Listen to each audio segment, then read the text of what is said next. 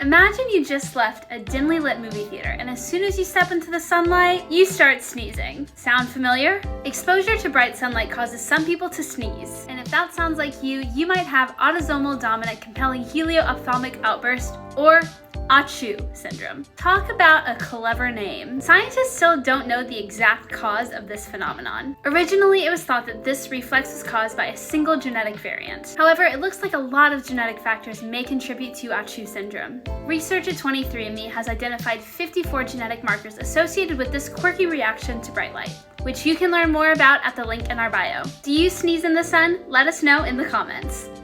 ACHOO!